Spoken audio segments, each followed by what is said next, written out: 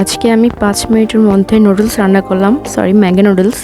তো আমি এখানে পানিটা সিদ্ধ করে নুডলসগুলো দিয়ে দিয়েছি। আমি এখানে 2টা নুডলস নিয়েছিলাম, কারণ আমি এখানে একাই খাবো। 2টা নুডলস অনেক বেশি কম হয়ে যায় তারপরও।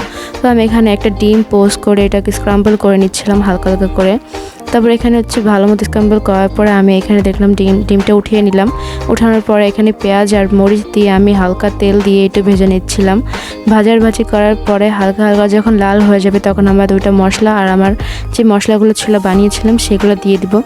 দিয়ে দেওয়ার পরে হালকা হালকাভাবে নাড়াচাড়া করতেছিলাম। নাড়াচাড়া করার পরে এখন আমি নুডলস দিয়ে দিব। নুডলস আমি আগে সিদ্ধ করে রেখেছিলাম, উঠিয়ে রেখেছিলাম সিদ্ধ করে। তো আমি এখানে নুডলস দেওয়ার পরে হালকা নাড়াচাড়া করতেছিলাম। দেখো অনেক সুন্দর একটা লুক এসেছে। এরপর আমি এখানে ডিম স্ক্রাম্বল করছিলাম যে ওইটা দিয়ে দিলাম। তারপরে লাস্টে আরেকটা মশলা দিছি, এই মশলাটা দিলে আরও বেশি মজা লাগে। দেখো আমার নুডলসটা কত সুন্দর লাগতেছে, তাই না? অনেক লাল লাল। এরপর আমি এটা নিয়ে কলেজে চলে আসলাম। বাই।